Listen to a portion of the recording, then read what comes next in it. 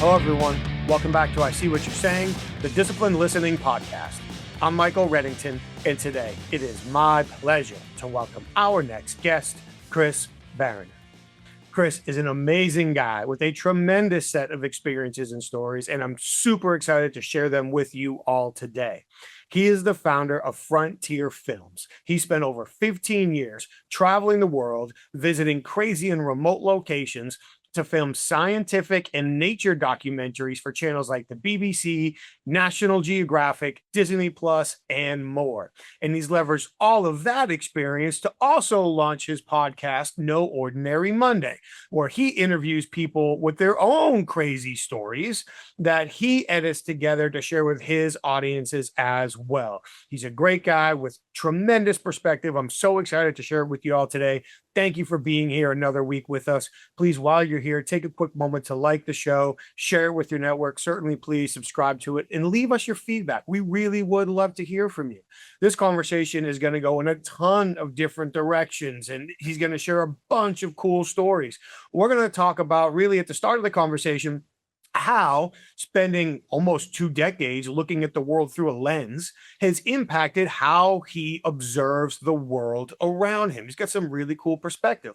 He's also going to talk about a lot of the experience he's learned negotiating and interviewing out in the field, negotiating access to some of these different areas he has to go to, interviewing people, convincing them to join him and share their story and a lot of his projects that he's worked on. He's got some great insight there as well. He's going to share some really cool stories. Oh, like, I don't know, maybe negotiating the opportunity to spend the night in the Great Pyramids, or how about living inside an active volcano for 6 days? Really cool guy, lot to learn from, excited to share with you all. Thank you so much for being here for another great conversation. While you're on the internet today, please check out our sponsors. You can head over to humantel.com, and that's where you can enter the code Inquasive25 for 25% off their best-in-class, science-based online training to recognize when people's emotions are shifting by identifying changes in their nonverbal communication and facial expressions. I highly recommend it. I've done it all myself. It's over at humantel.com. For the professional interviewers, please head over to certifiedinterviewer.com. That's where you can get all your questions answered and learn everything you need to know about both the Certified Forensic Interviewer designation and the International Association of Interviewers. It's all there for you at certifiedinterviewer.com.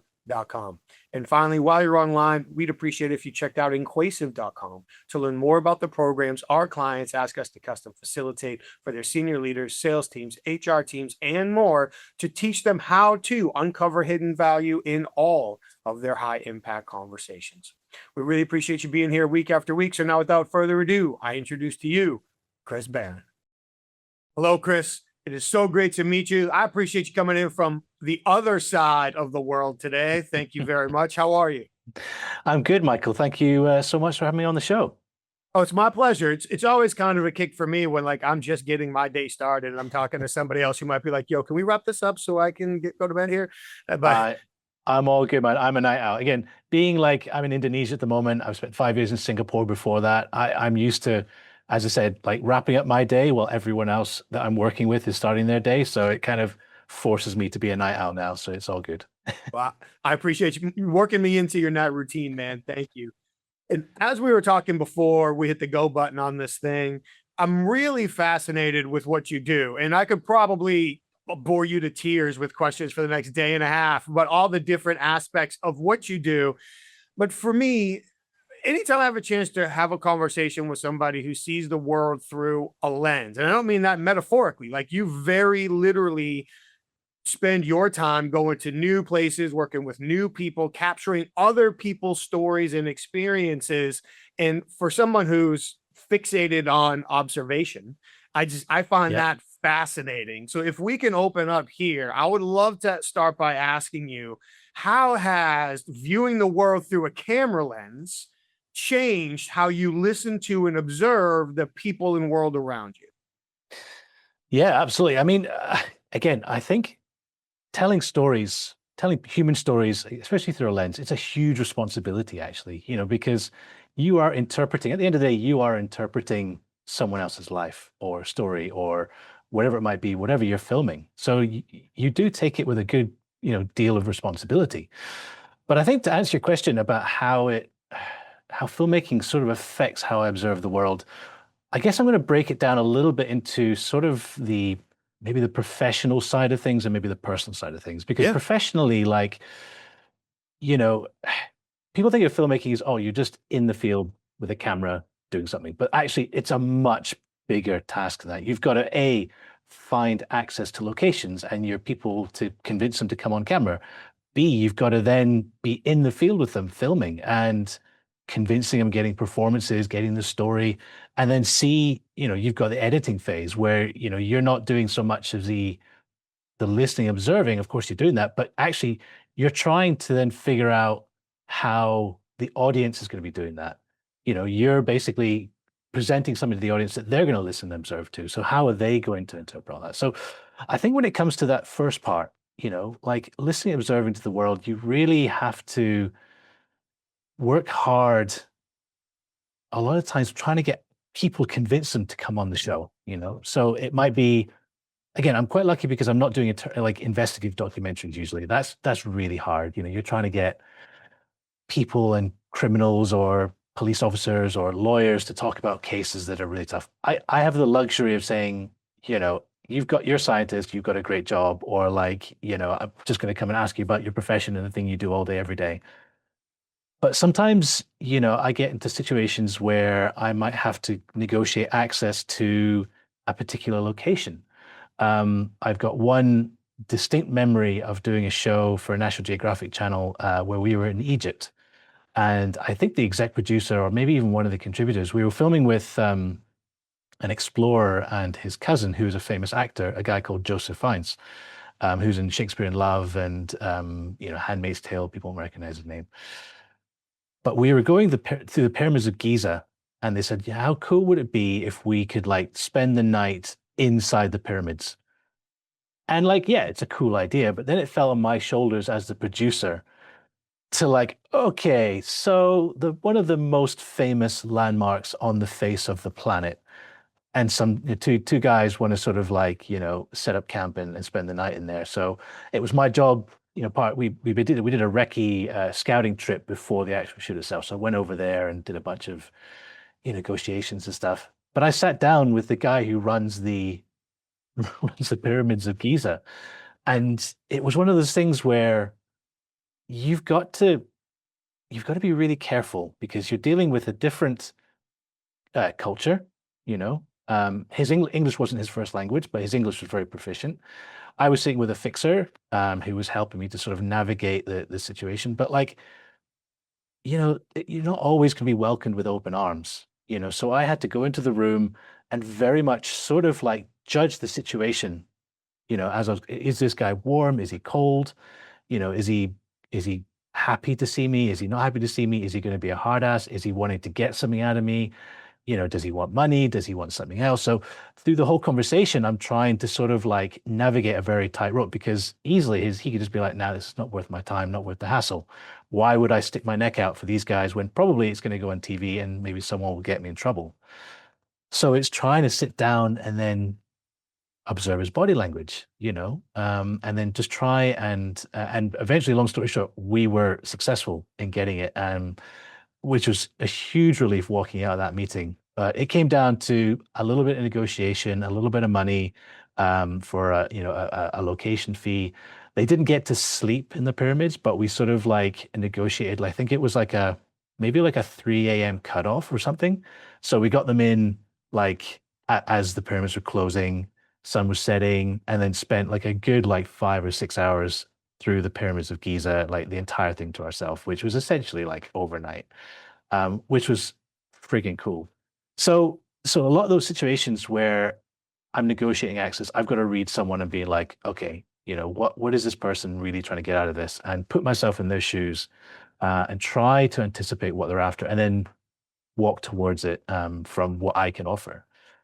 And the second situation, obviously, is when you're actually in the field. You are recording with interviewees, with guests, with whoever you might be, and then you're trying to capture the story. You've got a list of questions that you're trying to get, and you're trying to hit certain beats. And I filmed again a lot of easy interviews with scientists and stuff, but I've equally filmed stories with landmine survivors, for example, people that have lost limbs and had their lives, tragically changed by a single moment that they're an innocent victim in. And what you're trying to get out of that interview. You're trying to walk through it. Again, that interview itself is almost like a minefield. You're trying to read someone's facial expressions. Are you about to tread into really emotional territory? How do you deal with it when you walk into really emotional territory? Is it okay to keep the camera rolling when someone gets really upset? And that is part of a judgment sort of call, as a producer and as a director. There's a certain instinctual line that I think you draw where you go, okay, great, let's put the cameras down and just take a break for a minute, get her some water, and then see when she's happy to jump on camera again. And you're very much reading people the entire time. Again, that just comes from experience, working with, seniors, people above you coming up through the industry, seeing how they do it. Sometimes watching them and going, I wouldn't have done it that way. And you find your own route. And then, like, finally, I said the third thing is the edit. You've got to then take what might be like an hour-long interview, and then you've got to crunch that into like 3 or 4 minutes, and then get the huge emotional resonance that you've spent an hour of an interview trying to sort of deliver and capture, and squeeze it into that time, and try to be true and authentic to what happened in the room. So that takes time as well. You sit and you watch it, you get other people to watch it that are fresh to it. And then I guess finally is sort of a personal point of view. I think one of the things that I've observed is that sometimes, actually coming from my professional experience, is the best answers, and I don't know whether you maybe have this as well, because I know you're an experienced interviewer, is the best answers often come when you've wrapped the camera, you've turned off the camera, and then, you're just like, oh man. So you've got to be like, do I turn the camera back on, or how do you deal with that? But in my personal life, it basically, you observe silences more, you listen more. I think you let other people fill in the conversation. I think listening has been a huge skill that I've kind of learned to embrace over my sort of 15 years in this career. So, but yeah, I guess that's sort of, what I've kind of come to learn and observe through my job over the last decade and a bit. Well, now you've made a liar out of me, because I couldn't just bore you to death with questions for the rest of today. You might actually need a few more days after hearing those examples right out of the gate. Even before we get to some things I'd love to hear a little bit more about, you said some little things in there that I hope people latched onto and didn't get lost in the larger story. Like even right there at the end, like appreciating silence more, letting other people fill the conversation, not rushing to what the next thing I want to say, the next thing I need to get to. It's, I imagine, again, being behind the lens and watching these stories unfold has taught you that in ways that most of us won't get to experience. But that's fantastic. And even like in that editing piece, letting other people look at it that are fresh to it. They're not as emotionally attached. They're not biased. They haven't been watching the whole thing, putting a plan together the whole time. So getting that outside feedback, that outside opinion. There's little things that you mentioned throughout those stories, outside of like the big themes and examples, that are really like foundational to carrying great conversations, maintaining that learning mentality, really observing what's going on around you. I'm going to try to remember to work backwards to see if I can go from the editing to the interviewing all the way back to almost getting to spend the night in a pyramid, which I think is freaking amazing, just to have the whole place to yourself. Yeah. I'm stoked when I take my son to like a national park when it opens, and we basically have it to ourselves for like 45 minutes before anybody else gets there. So that's so cool. To spend 5 hours in a pyramid by yourself is off the charts. Spooky maybe, but off the charts. It was a little spooky, to be honest. I mean, I've been to the pyramids just as a tourist, and not only is it hot, it is crowded, my friend.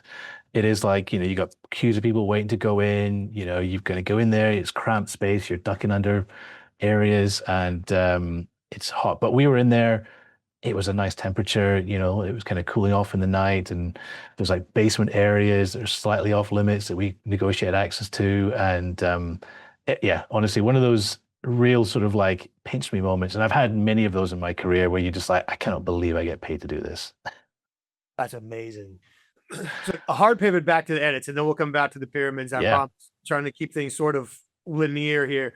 Um, but you mentioned something that I've had like a thumbnail of experience with, and that is taking a longer piece, a longer set of interviews, a longer story, editing it down. I think you said like 3 or 4 minutes, and we're trying to keep the story true. We're trying to get the emotional impact that we're looking for, not wanting to misrepresent anything. Like, this is actually what happened. Here's what we want people feeling, and moving on. I feel like there's a real close tie to a lot of times how we even summarize conversations. A lot of times how we'll talk to somebody, maybe they download on us for 5 or 6 minutes, and we've got to sort of cons- I was concise that down. That's not proper English, Mike. Come on, but we got to whittle that down to, Yeah, yeah. how do we summarize it in our own brain before we can react without misguiding the conversation? So again, super long setup to hopefully a quick question here, but as you go through that process, what are your real keys that you focus on in order to try to make the maximum accurate impact with that minimum time? People, again, when you're sitting down with someone like we are now, people probably could look at the transcript of this particular interview, and they'll recognize that I waffle a lot. Maybe if I was interviewing you, it's the same. Some people take a while to get to the point. Mhm. So, people might talk for 5 minutes, and then they'll say something really incisive. And then you're like, okay, great, boom, got that soundbite. I just need to set up to it, and it can flow into this thing. So often what you're trying to do is make connections, this thought to this thought to this thought to this thought, and try to make it flow, as smoothly as possible, as logically as possible. Sometimes we're, not condensing that down into a pure 3 minute straight run. You're kind of intersecting it with a bit of voiceover, a bit of narration, maybe a little bit of like maybe what we call actuality, which is like going into, seeing some action, whatever it might be. If someone's, for example, with the female, the landmine survivor that we filmed with, we did a little bit of actuality filming when she was having dinner with her kid, like, little bits of intercut stuff. So you can kind of let a moment sit for a moment. So or a thought sit for a moment, sorry. She would say something, have a little beat, the audience can absorb that, and then move on to a sort of similar flow or something. So there are little tricks that we use in the trade that help us to sort of shortcut and truncate these larger interviews. Excuse me. I appreciate you sharing that. And I think, again, there's really important things to consider there, both as an observer and as a speaker. So as the observer, and I'm sure we don't edit these, so that any one of these 60-minute podcasts probably could have got turned into a 30-minute podcast if you just edit out some of the conversation in between, right? But your point that somebody might speak for 5 minutes before they make a fantastic point, they say something valuable. That's true in so many conversations all day long. And you've developed the patience to know it's coming. Like, there's got to be something coming. If I can just hang in here, I'm going to get it. But it's not just like, it's not random patience. It's patience within the outcome that you're trying to create. And I think, without getting too locked in, many of us have outcomes to conversations. We're trying to strengthen a relationship. We're trying to solve a problem. We're trying to get something done. So if I can keep that greater outcome in mind, be more patient when I listen, then bam, that comes in. And also, when you talked about the pacing, like how we pace our messages when we talk to people, depending on the emotion that we want them to feel, what do we want them to hear, what needs to resonate. So as you're thinking about this, from making a film, telling a story, looking through a lens, this, to me, from the outside looking in, there's a horrible accidental analogy that I didn't mean to make. But it's the same thing in any conversation. It's the same thing. So if we step that back to the interview, you mentioned the landmine. So for me, coming from an investigative interviewing background, there are times where certainly I've had to talk with victims, and I've never Mhm. talked to somebody who stepped on a landmine. So let me get that out of the way right now. But anytime you're having a conversation with somebody who has experienced trauma in it to any degree, and what we all think of trauma can be different, but when they've experienced trauma, asking them to retell that story creates an avalanche of emotions. They have to go back through the experience. Then they have to experience the emotions of telling it. They've got to look another human being in the face. You mentioned it was a woman. When I've interviewed female victims, I've got to take into account that they're telling their story to a man, and that could be different than telling it to another woman, in these kinds of things. So not just from, I mean, you mentioned the landmine victim, so I'll key in on that, but I'm sure there's other examples. Yeah, sure. As you have interviewed people who have experienced trauma in their life, what has that taught you about empathizing to sincerely connect with other people? I mean, just to start on, I think it's worth starting just on speaking with that person. I think anyone that I interview, it doesn't matter who they are, you are, if you're sitting down with someone to interview them, they are trusting you with their story. And again, they could be a scientist, they could be an explorer, whatever they are. If it's someone who's experienced trauma, it takes a lot more for them to trust you with their story.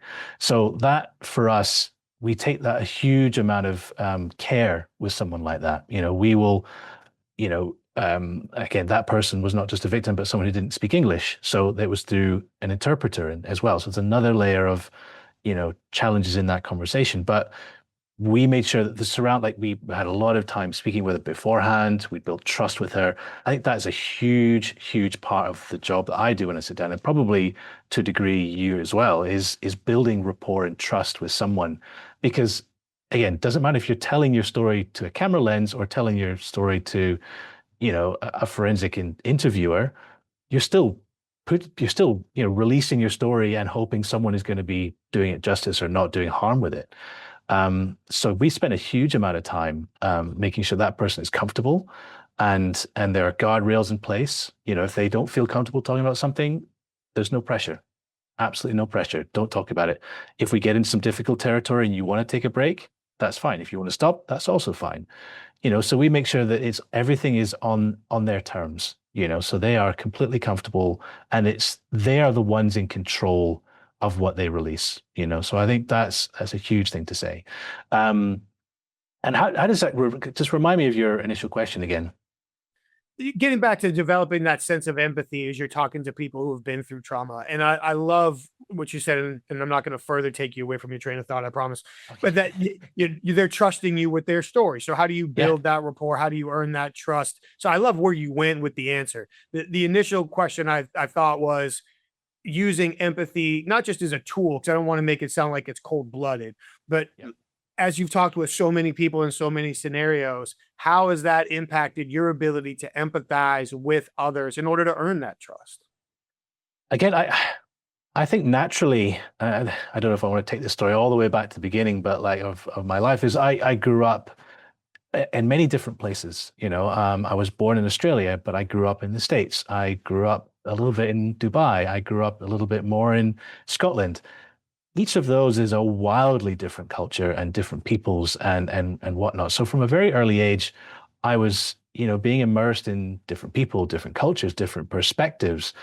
And I guess I learned very early on that everyone is kind of coming at the world from different angles. And the best way to navigate that sometimes is to sort of try and put yourself in their shoes, aka, be empathetic, try and understand what perspective they're coming from. What's their point of view? How, whatever you're trying to talk to them about, how are they thinking about that? So I think I developed that skill, luckily from a very early age. And whether you want to call it, charm or, being personable or whatever, it's been such a critical skill throughout my career. As I was saying before, like, just if I'm calling someone up, and saying, hey, I'm making a film about, whatever it is, I'm making a film about cheese. I would love to come into your cheese factory and do this. And having the skills to sort of to understand what you're offering, what might be in it for them, and to, again, I guess it's probably similar skills to a salesman, but our goals are different. You're navigating conversations in a way that hopefully are mutually beneficial. You're not trying to weasel anyone out of anything.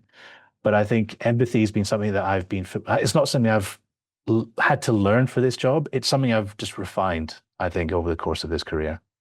That's a great way to look at it. And I would imagine, as I make a bunch of assumptions on a 30-second overview of how you grew up, I would imagine that having to bounce all around the world like that creates the ability to be flexible and to adapt to your surroundings and the people around you, and that then in turn starts generating some of these other skills. And I love when you were talking about earning trust. Like, people trust you with their stories. That's very true for filmmakers, I'm assuming, but that's also very true for interviewers. That's very true for HR professionals. That's very true for leaders. If you mentioned sales, if you're a salesperson and you sit down and you do a great job getting a prospect to open up to you, they're trusting you with that story, that you're not just going to turn around and try to make money on it, that you're not going to share it, you're not going to put them in further jeopardy. And you hit the nail on the head. Letting people have control of the process, letting people have control of their own story, their own conversation. And sometimes the degree of variance we have in that is going to change a little bit, but maximizing the control that they have. And even again, the little things that you've mentioned are so important, giving people boundaries and guardrails. Like, hey, it's okay to say, I don't know. It's okay to say, I don't want to talk about that. It's okay to say, now's not a good time. It's okay to say, we've gone far enough. Hell, I mean, that helps me with my son when my son's 8. When he's super upset and we're talking about something, he's like, I don't want to talk about it anymore. Okay, I can try to force it now, but it's not going to work. I can Nope. give it a half an hour and come back, and it will work. So, so don't force it now.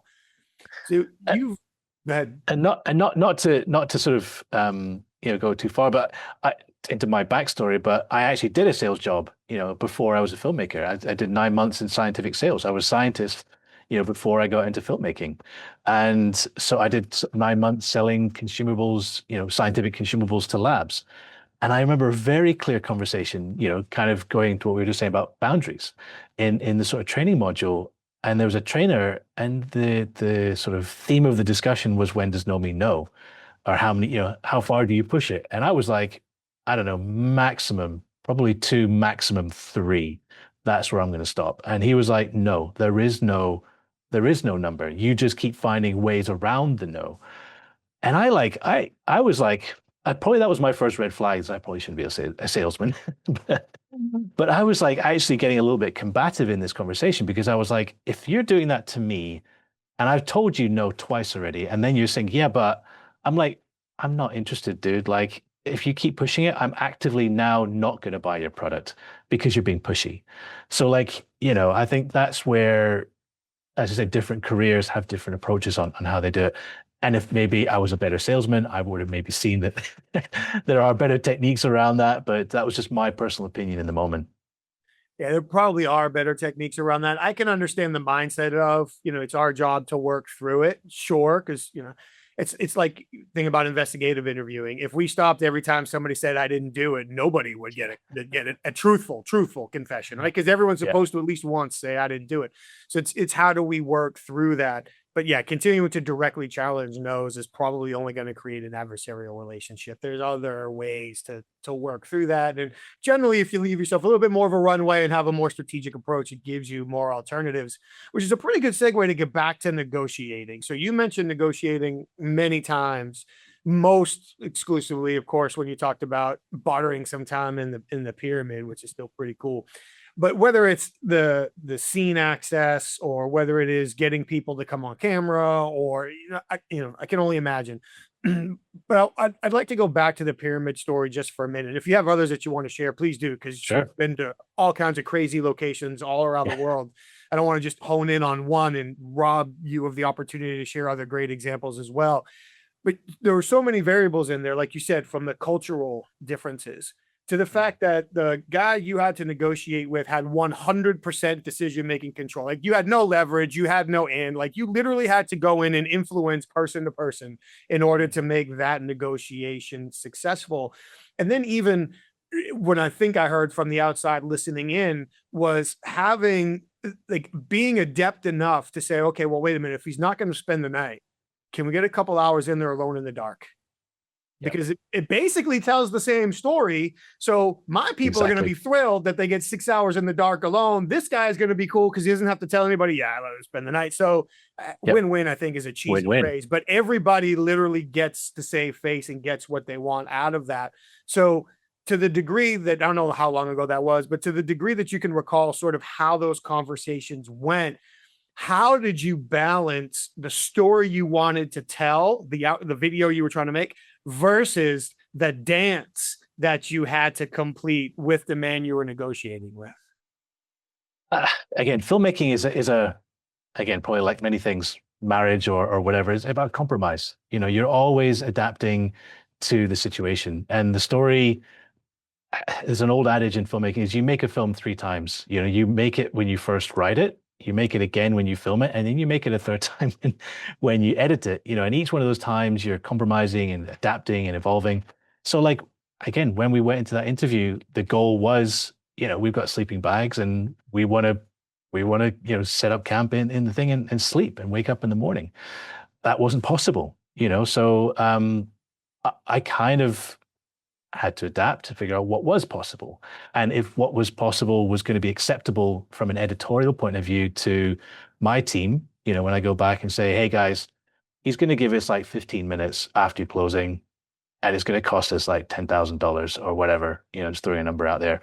You'd be like, well, of course, that's not going to be worth it. It's not worth our time. We'll go do something else. So I'm trying to remember. This was probably like a good 10 years ago. So I don't have like the crispest memory of the interaction. But like, I think that you talked about leverage before, and you've got to understand going into an interview like that what your leverage is.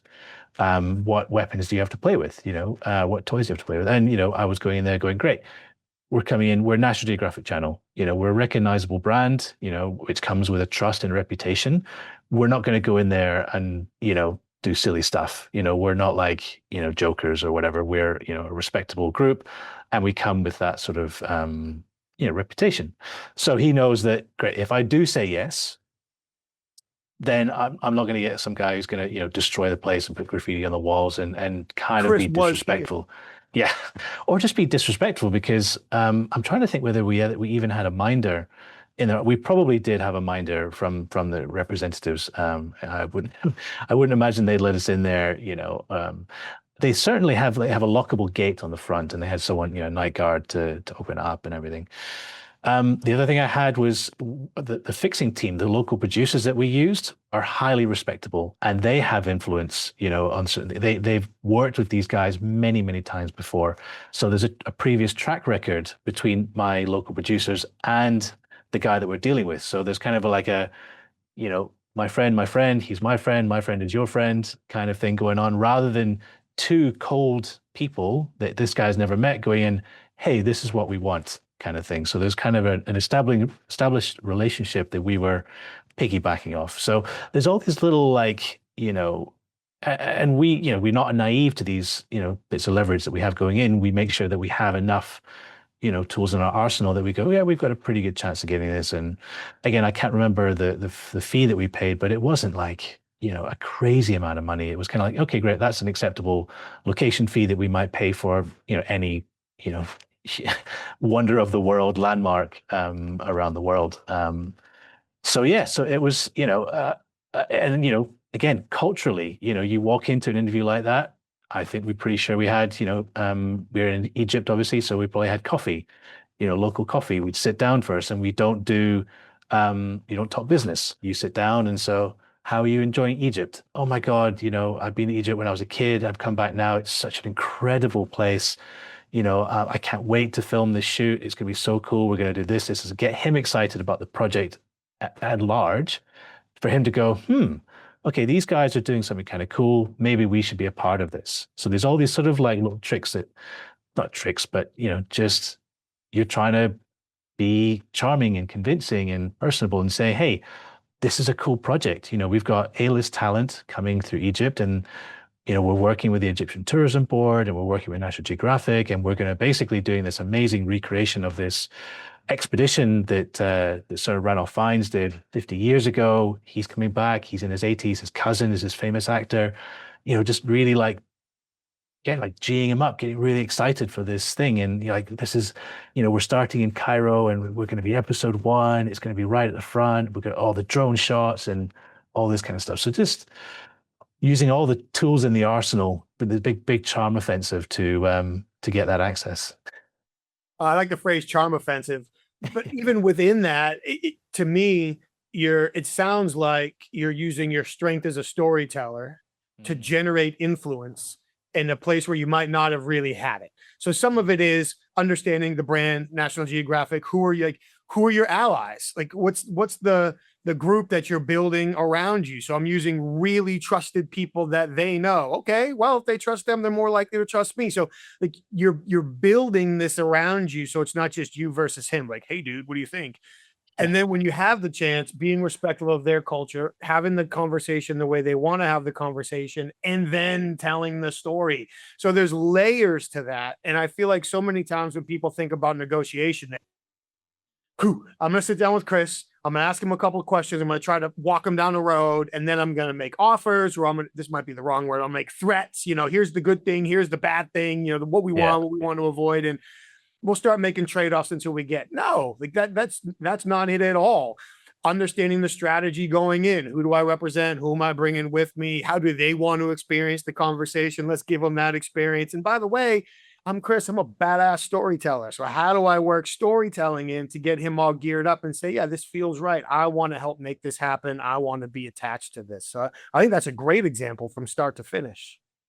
I'm glad I remembered parts of it. It kind of just kept coming back a little bit. It's funny how memory works, although I'm sure someone who's an interrogator know how, fallible memory can be as well. Oh, So, for sure, for sure. yeah. Like when you say it was 10 years ago, I'm like, well, whatever you got, dude.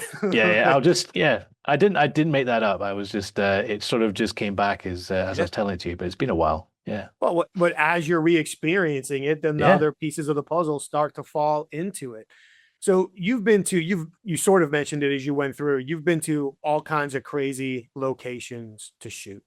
And just when I was going through your website and getting ready for the conversation, I can imagine that there's an element of risk in many of the projects that you take on. Some of it might be like physical risk, the situation you're putting yourself in to get the film. Some of it might be like socio-political. Where am I going? What's the situation on the ground? Some of it might be this guy in Egypt might get pissed and tell me to get out and I don't get into the pyramid at all because I asked if we can spend the night. Um, but as you think about how you make decisions, because so much of communication it also wraps in decision making, how has judging and embracing risk impacted your decision making processes? I mean, risk is taking risk is the only way we grow. It's the way that if we didn't take a risk at all, you just stay in your house, and never step foot in the outside world. You have to, by embracing risk and going out there and doing stuff, you just learn how to navigate the planet we live on, the society that we built, the civilization we built. You learn how to deal with situations and solve problems, and you kind of, and the more risk you take on and the more risky things you do, you kind of, you grow as a human being. You become more adept at talking to people. You become more confident at approaching people. Um, very early in my career, it's like just even like the fact of picking up the phone. I guess I'm a millennial. I didn't have that much of an issue, but I know that, as the younger generations have, issues answering phone calls, but it was my job as a junior, like researcher and stuff, to cold call people, pick up the phone and be like, you never heard of me, but blah, blah, blah, blah, blah. So that's in a way taking a risk. You kind of, it can be tricky, but you start there and then you just build. And so, I've gotten to the point where, some of the riskiest stuff I've ever done has been super risky. I've gone into, for a project we did called One Strange Rock for National Geographic. This is maybe 2016 or something back then. We went and camped inside an active volcano for a week in the Democratic Republic of Congo. So you are not just like, a long way from home. You're in a different country and a relatively potentially unstable country. You're, 6 hours hiking up a massive volcano. You're abseiling, 300 or 400 meters, like, I don't know, several hundred feet into the crater of an active volcano that has a lava lake. And you're camping there for a week in toxic gases, wearing gas masks and, being escorted by an armed guard because there's gangs in the area. So like, you don't start at that point. You start small. You start small because, you'll have to learn what risks you are willing to accept, whether you are ready and you have the skills to obviously mitigate the risk, doing that as a 15-year-old kid or whatever, like you just wouldn't have the skill set, and the ability. And, it was interesting because, as filmmakers, especially in these expedition stuff, like we don't always have, we're not always expert cavers or expert mountaineers or expert whatever. We have enough skill set for us to get and operate in these environments. And, with a 6 or 8 person crew, you might have varying degrees of capabilities. And one person on the team kind of, I think, was approached for the shoot and just said yes without thinking about what it really entailed. And that didn't really show its face until he got to the edge of the crater and looked down and saw what he had to do. And then he became a liability, So then you're putting risk on other people, at that stage. So it was our job to then sort of not have 100% focus on our own safety, but it was sort of like 90% and then 10% on him to make sure he's all good. So that's an example of like, when some people have to go, is this too much for me? Am I taking too big a risk? Is me taking this risk creating risk for others? So yeah, I'm going to circle back to your question, and you have to remind me again because I don't know how far off track I've gotten with that. I don't. Hey, by my, you didn't go off track at all, man. Embracing risk. Well, how about sleeping in a volcano, an active volcano in Congo? Like, as I'm listening to you tell that, my sarcastic sense of humor is like, sleep where? A volcano? Okay, an active volcano? Does it really have to be active? In the Congo? Can we pick another volcano? Like, does it have to be this one? Does it have to be here? Like, and then I started thinking, like, you would think a good place to hide from gangs would be inside an active volcano. But if they're willing to come in there looking for you and you still need an armed guard, well, then now I'm starting to reassess. Like, if that's not a good enough hiding spot. But you made tons of great points in there about growth, understanding when it's okay to push your limitations, when we might be a liability to others, but also like you didn't turn your back on that guy, 10%, we're watching him too. And I'm also going to guess, and you can correct me on this, please, that in that situation, it may be similar.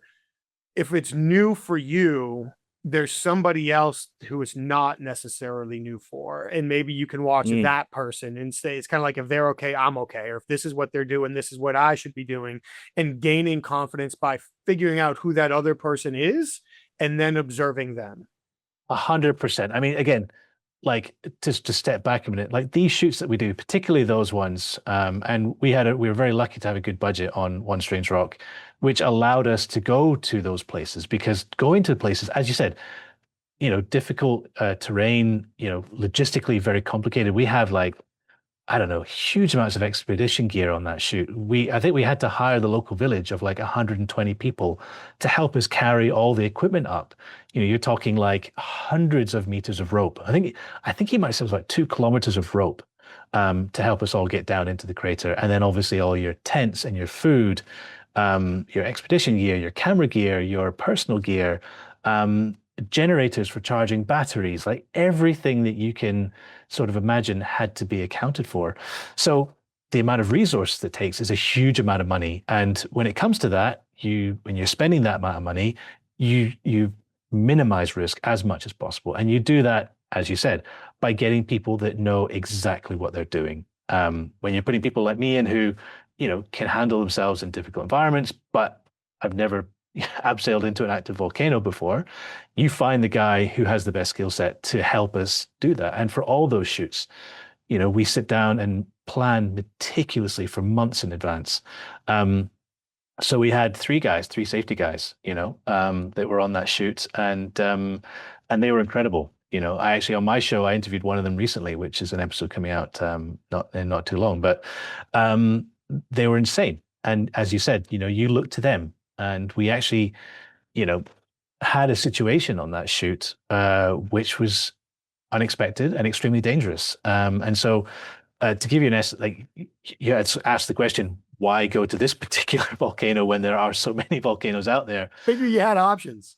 Yeah, there are plenty of volcanoes out there, but this one is a I guess, quote unquote, relatively stable. It's kind of what you call a perpetual lava lake. So it's not like explosive erupting. It's kind of just like a bubbling lake. It's a very large lake that's like several, couple hundred meters across.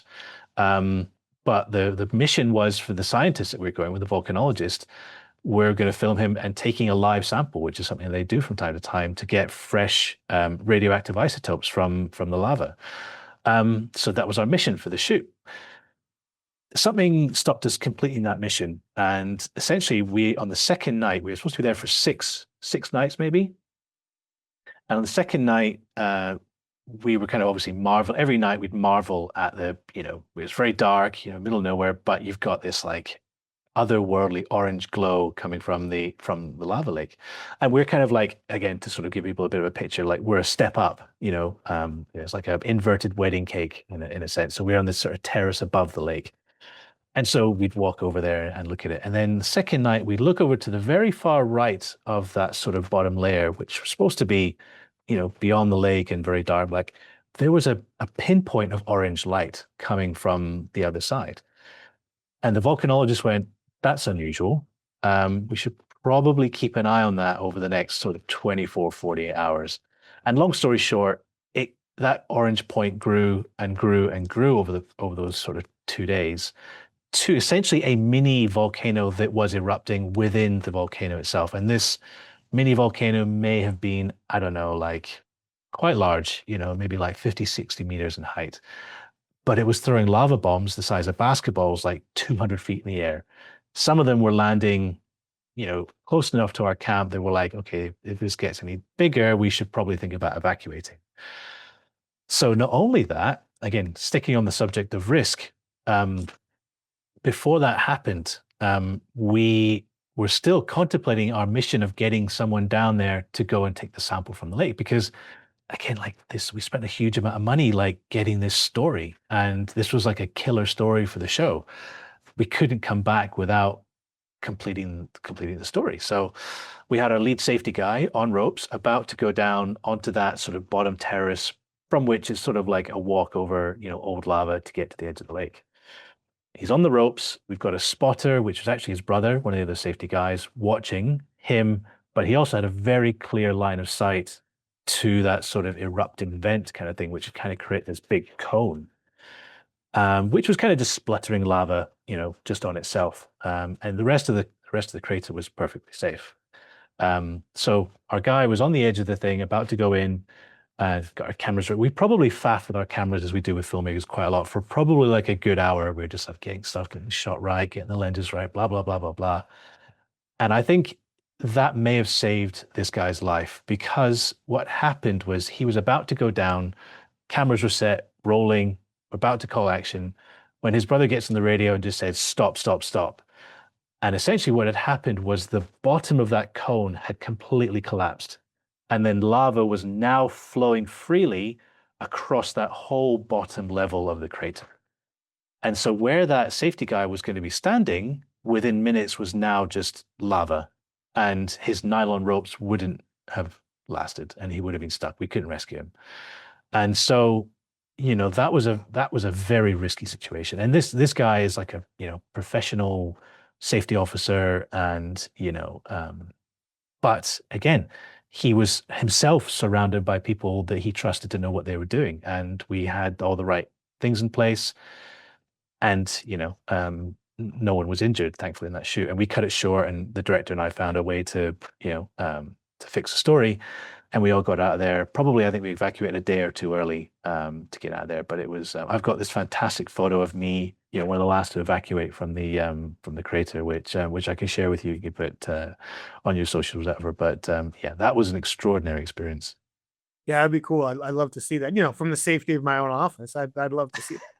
But again, that speaks to like the team of the experts. Everybody's watching. Everybody understands their role. Like we could break down teamwork and all of those things, but Yeah. having that accountability and responsibility for each other. And for me now, the next time I'm waiting for somebody to shoot me in some lame interview related project, when it's taken the camera guy way too long to get everything set up, and I could have already had lunch by now, I could say, hey, Yep. could be saving my life. I'm just going to chill and let this Just thing go run. with the flow. Yeah, just let us do our thing. I think the old adage of television is hurry up and wait. Yeah. Yeah. Sounds about right.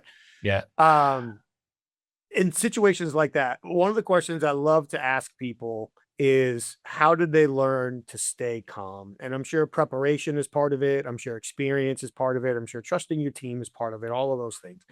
But at some point in any given situation, like a new volcano inside a volcano Yeah. erupting, that Yeah. sounds like a potentially stressful situation. And I'm sure there's been many others that you've been in, whether it is, I don't know that you've been, but I think that you've probably been underwater filming and different locations. Like when things either start to go wrong or don't look right, I'll get to the question eventually. But even when you said the other guy said that looks unusual, like to me, that's one of those things like when someone says that looks unusual, full stop. Like that's not a kind of moment. But Yeah. for all of the stressful or risky positions that you found yourself in and thankfully worked yourself through outside of experience and preparation, at that moment where we have to make a choice to stay calm, stay focused, to get the job done, how have you learned to navigate your own emotions to successfully get through those scenarios? I mean, again, everyone's different, right? So I think that, from a very early point in my career, I remember someone saying like, Chris, you've got, got a decent head on your shoulders. You're pretty unflappable.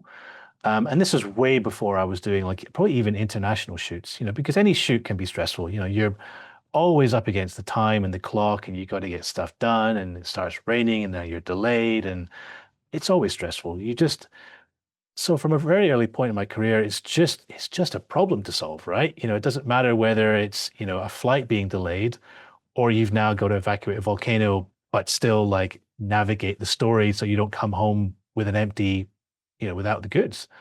Um, so I've always been relatively unflappable, I'd say.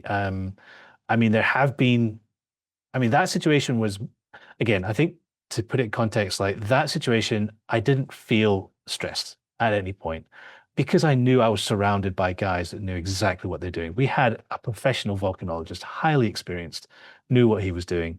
We had a three-man safety team with a trauma paramedic, like I couldn't have felt more safe in a stressful situation. So I think that just shows like you can be in a really dangerous situation, but as long as you're surrounded by the right, you've planned, you've got the right people, you can still be safe. There have been other situations where, like, again, like probably more stressful situation when I was flying on a completely different shoot, flying from Heathrow to Arizona. Not that the locations make a difference, but we were flying with a crew of 5 or 6. We had all of our bags, as we always do. We arrive, at least 3 hours early to the airport to make sure that we're the first to check in, because you can imagine the poor check-in lady's face when, 5 guys rock up with like 7 trolleys and they're kind of like, and carrying bags as well. They're just, oh, high roll, here we go. And I'm So, standing behind you in line going, you've yeah, got yeah, yeah. And we kind of just go, hey, can you, rather than do that, it's like, can we just open up a new line just for us? And they generally kind of do that sometimes because, as you say, we're just going to be in line and, bothering other people generally. Anyway, so we get to Heathrow Airport, all of our stuff, we get there early, start checking our bags in, all's fine. Suddenly, a vibe changed in the entire room. All the check-in staff like start like giving each other's looks and you can kind of feel the air has shifted. Essentially, what had happened was the entire check-in IT system crashed, had a glitch, and just failed. And so we're like, the woman had like half, stuck with all of her bag tags, and we were like halfway through, and we're like, okay, what happens now? And they're like, we don't know. Give us a minute. So they gave us a minute. We get like, oh, this is not good. We're flying on a 747, from London to Arizona. Anyway, long story short, she comes back and goes, here's what we're going to do. We're going to tag all your bags and you're going to leave in a pile in the middle of the departure hall. And we went, excuse me? What, with all the other flights that are also flying British Airways and stuff? He says, well, that's our best solution. We'll get them all to a warehouse, they'll get processed. And so we had experienced cameraman and our crews. Okay, we can kind of see the writing on the wall here. Let's repack our bags, take all the essentials, put them in our carry-on bags, and then hope for the best. Long story short, a full 747 arrives in Phoenix. I think three check-in bags made it of like 400 people or whatever. None of our bags made it. And again, I was a producer on this one. I wasn't the director. So as the producer, your job is to solve problems and make sure the shoot runs absolutely smoothly to the letter. So I'm like going, oh, okay, I've got a real stressful 40 hours coming ahead because we arrived on like a Sunday night. I know a Saturday night, sorry, maybe like 5 o'clock. And we had a Sunday recce day. And then Monday we were shooting like a full week of shooting with our host. We had everything set up. We'd been planning for weeks. And we had no gear. We had no tripods. We had no grip. We had lenses. We didn't have like batteries and stuff. Like we had nothing. So I'm going, great. So it's 5 o'clock on a Saturday. We're just checking into the hotel. Tomorrow's Sunday. Everything's closed. And so, and then we got to shoot, like, we got to be up at 6 a.m. on Monday morning to shoot. So I spent Sunday, like, running around Phoenix, calling in favors. Luckily, our sound guy was a local. We picked up a local sound guy. So he kind of had some ins. I was on Craigslist. I was on eBay making phone calls. Guys that had like ex-wedding, it was a wedding photographer, but didn't use kit anymore. Like I would just had like, I think it's an 18-hour day across the entire, I probably covered more ground in Phoenix than anyone has in history. And I was just like, but long story short, I probably recovered about 70% of our gear by the morning of the Monday. And I was like, okay, great. Like hero, I've got enough shit stuff to at least we can't get everything, but we got most of it. So I was way more stressed in that situation than I was in the volcano. But because I wasn't in imminent danger, but because I knew that still their stakes were high, we'd spent a lot of money on getting the shoot right. And, my job was to solve the problem. And I knew that it was on my shoulders. So I guess I don't know what lesson to take from that. Maybe just, obviously, stressful situations, you kind of just, it can be subjective, if you've prepared and you got everything ready, but at the same time, sometimes you can't plan for the unexpected, and you've just got to be willing to just figure it out as you go. Find your feet. Find your feet. That's a great way to say it. You're 100% right. Stress is subjective. What stresses me out might not stress you out, vice versa. Situations change. The lack of control, how many variables are we dealing with, all of those other things. But I love the fact that in the great examples, but even when you said it's my job to solve the problem.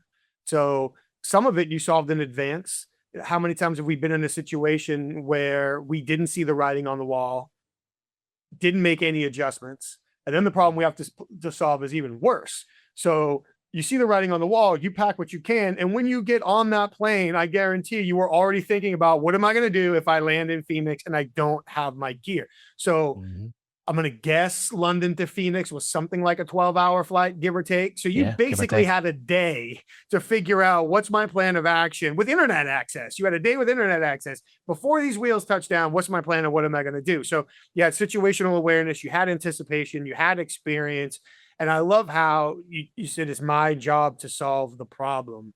I know every problem is different, but is there like a problem solving thought sequence that you go through? Like, this is the outcome I'm trying to create. These are the things that I need. How do I get them? Like, is there a way that you navigate problems, or is it just sort of a case by case? I've got to stay calm, find my feet and get it done. That's an interesting question. I've probably never actually broken it down in the sense of like, if I was to sit down with like, a mentee and go like, all right, this is how you solve problems. This is my process. I've never like come up with a structure for it. But I guess if I'm thinking about it, every problem is obviously completely unique. I think I'd probably, first thing I would do, I'd break down the problem, figure out what is solvable first. What's the low hanging fruits? What are the things that I just go, look, that's not even worth attempting to fix because it's just too far gone. I'm just going to have to find another replacement or, a workaround to that thing.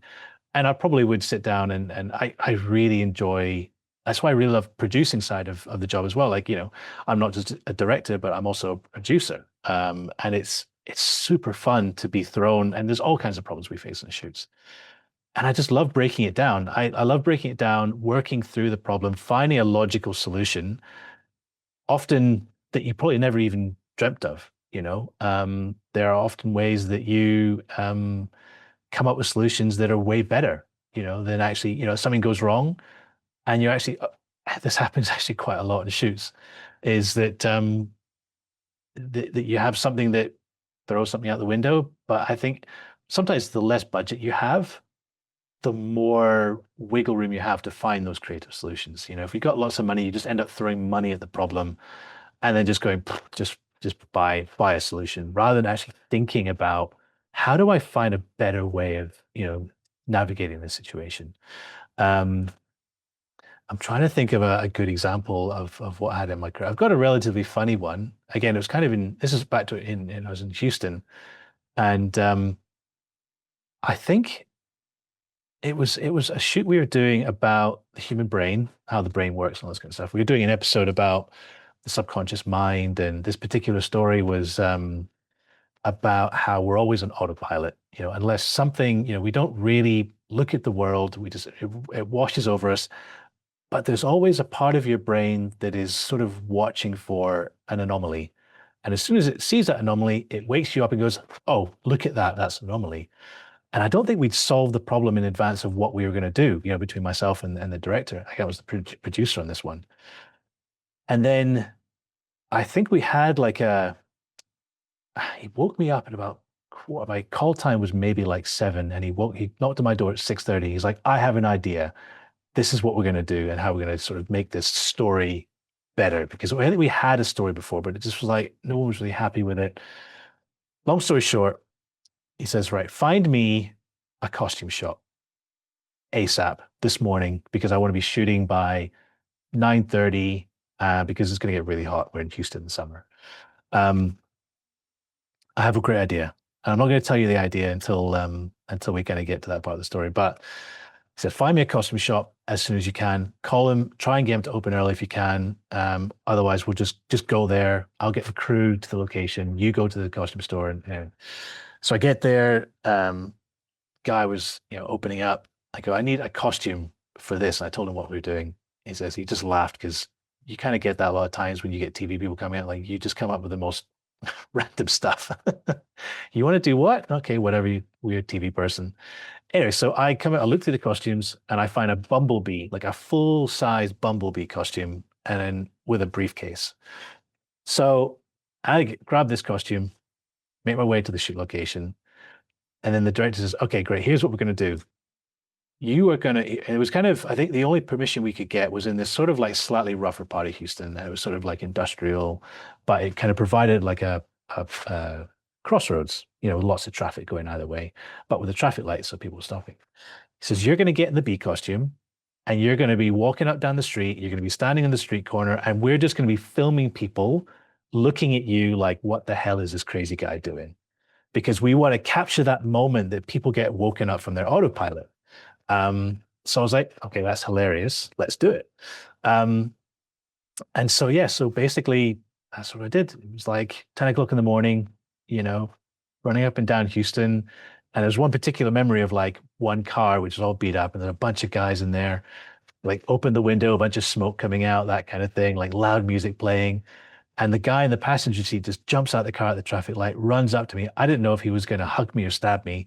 And he just gives me this like big hug. And it was like, wow, this is so much fun. Like, what are you doing? And jumps back in his car and drives away. But after that shoot, I was just like, oh my God, that I don't think we could have planned that better in the office, the way that it sort of like came out, and just the spontaneity of solving the problems on the ground. And it comes actually quite a lot in filmmaking, is that you can see a problem on the horizon, but you don't quite have a perfect solution for it yet. Sometimes you can roll the dice and go, actually, I think once we're on the ground, we're going to have a much clearer way of doing this. And I think that's a good example of that. That's a great example of that. I think that's a super cool story. I could keep asking you questions. You have to go to bed. So I'm going to put some of these questions in my back pocket and hope I get a chance to talk to you again Sure. down the road. You've mentioned a bunch of cool projects you've worked on. You've mentioned you have your own podcast. I know you probably have some cool things that you're working on. So for everyone listening to this story going, whoa, now that I've got some insight into these things, where do I go to watch these? What else has Chris worked on? How do I follow him? How do I learn from Chris? Take as much time as you need. What do we all need to know about? Where do we need to go to find and stay on top of everything you're doing? Sure. I guess we'll start with the podcast. So my podcast is called No Ordinary Monday. And this came from basically me being 15 years in the industry and meeting so many cool people. Um, Again, like, it doesn't matter if I'm interviewing scientists or like the behind the scenes guy, whether it's the cameraman or the safety teams or whoever it might be. And I always realized that when we did these shoots, we're trying, as I said, we're trying to shoot like an hour-long interview. It's getting crunched into like 3 minutes or whatever. But often we'd like, go for a burger and a beer after the shoot. And then it's like we said before, as soon as the camera stops rolling, then the stories start flowing. And I just realized these people had so many cool stories and just things to share, but we never captured them in the story in the documentary because, they didn't quite fit, in the remit of the story of the film. And so I've been collecting these like people, a big network of folks, and just realizing that so many people have these stories. And so the show is basically, every week I've got a new guest on the show. That guest has an extraordinary story from their line of work, or they're from the profession, or their career, and we just deep dive into it.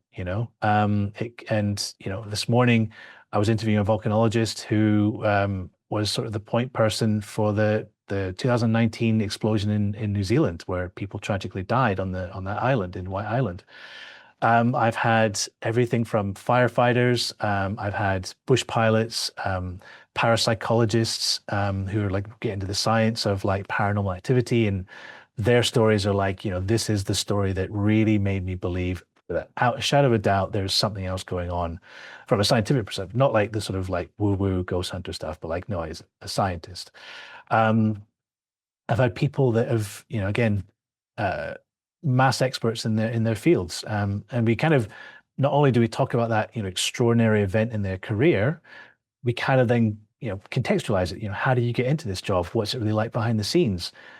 What did you learn from that event? And advice for anyone that wants to follow in your footsteps, whatever that career path might be. And that's, I think, what's really great about it is they're not only providing these extraordinary stories, kind of told through, again, my documentary kind of storytelling lens, and I edit my shows down, so it's a really smooth storytelling, and I do kind of like a nice little cold open where I've got sound design and all that sort of stuff. But I also hope these stories aren't just like a mass audience appeal, entertainment kind of thing. They also sit as a resource for people that, hey, I don't know what I want to do in my career. I might be 17. I might be, leaving college. I might be 35, in a job that I don't enjoy. I've always wanted to be a helicopter pilot. I've always wanted to be, I don't even know, like, firefighter or bush pilot, or just these careers that, I had someone that actually you might be really interested in. I interviewed a Secret Service agent, who was one of the key interrogators in a lot of the crimes they get involved in. And it's a resource for those people as well to get a real behind the scenes look at what these careers might offer. So No Ordinary Monday is the name of the show. You find it anywhere that you get podcasts. We also do a YouTube version for a lot of these episodes. People send me a lot of like videos and photos for the stories they're telling me. I cut them all into the YouTube version. And the website is noordinarymonday.com. You can find us on there, and obviously through that website, I've got loads of information. We're on socials at No Ordinary Monday Podcast. We're on Facebook, Instagram, LinkedIn, I think, probably a bunch of others as well. You'll find, just Google it. So that's the podcast. Come and have a listen. Subscribe. It's super cool. We're growing all the time. We're relatively new, about 6 months old. So it's been a really interesting journey for me, switching from like, my filmmaking skills to trying to develop more of my podcasting skills, because as you know, like, podcasting is very different from like interviewing in other environments. When I interview for films, they don't use my questions typically. So now it's more like I'm present in the conversation more, which has been a real interesting sort of thing to develop. for the show. Apart from the podcast, I also sort of have a company called Frontier Films. And we, given my experiences with expedition shoots, tough environments, just complex shoots in general, we offer sort of global production services and solutions for anyone that they might be brands or creators or people in social media, wherever they might be, that maybe don't have that level of experience, but want to sort of figure out, particularly brands as well, whether it's Toyota or whatever, they want to sort of go to these places, figure out, how we go and do this crazy shoot in China or go do this crazy shoot in some far off place, wherever it is. They can reach out, frontierfilms.tv. That's where they can find me and let me know what you got going on. So that's probably in a nutshell. I mean, you can also find me on my personal stuff on Instagram. I'm at Chris Barron 7. You can find sort of kind of behind the scenes stuff on there, what my shoots and everything. And you can probably just Google me. I'm on IMDb as well and see all the projects I've done. So I think that's about it. But I don't want to bore people anymore. I'll have all those links in the show notes so people can go find them directly, especially the podcast, direct them right there for you. That sounds really cool. I can't thank you enough for taking the time and having the conversation. Pleasure. I've really enjoyed it. I could keep you up through the night by asking you more questions. I won't do that to you, but hopefully we'll have a chance to catch up down the road again. I really appreciate the time and all that you shared with us today. Thanks, Michael. Love to come back. Awesome. Take care. We'll talk to you soon. Chris, thank you for a tremendous conversation. That was awesome. I appreciate you staying up late for us. Thank you so very much. I could have kept you up at least through breakfast tomorrow to ask you all the questions and hear all the stories that you have. I can't wait to talk to you again. You said so many things in there that weren't just entertaining and cool to listen to, but really important for us to understand as well. Like, people trust us with their stories. It's true no matter what we do for a living. If we're trying to build trust and rapport, like you talked about, they're trusting us with their stories, and how we become a steward of their stories is so very important. I like how you just threw out the phrase, find your feet. It's our job, wherever we land, find our feet, because our job, like you said, is to solve problems. Our problems might be different day to day, minute to minute, relationship to relationship, but our job really is to solve problems. I appreciate all that you shared. It was a great conversation. Thank you so much. And I hope you all enjoyed it as well. Hope you were taking notes alongside me. I hope you check out Chris's work. You watch his documentaries, follow him, follow his podcast as well, and continue to learn from him. Before you turn the computers off today, please take a quick moment to like the show, share the show, subscribe to the show. And I'm serious, leave us your feedback. We'd love to hear more from you. And of course, please take a quick moment to check out our sponsors. Head over to humantel.com, enter the code INQUASO25, explore all of their content, and then choose the best in class science-based training to recognize when people's emotions are shifting by identifying changes in their facial expressions and nonverbal communication. I've done it myself. I highly, highly recommend it. It's over at humantel.com. For the professional interviewers, you've heard me say it, certifiedinterviewer.com is the place to go. Learn everything you need to learn, get all your questions answered before you enroll in the Certified Forensic Interviewer Designation Program or join the International Association of Interviewers. It's all there at certifiedinterviewer.com. And of course, while you're online, please check out inquasive.com to learn more about the programs our clients ask us to custom facilitate for the senior leaders, sales teams, HR teams, and more, to teach them how to apply the observation and communication skills necessary to provoke productive answers in all of their high impact conversations, to do what Chris said, solve problems and build relationships. Thank you so much for being here week after week. We really appreciate it. Take care, stay safe, take care of each other. I'll get that right. And we'll see you next time. Thank you.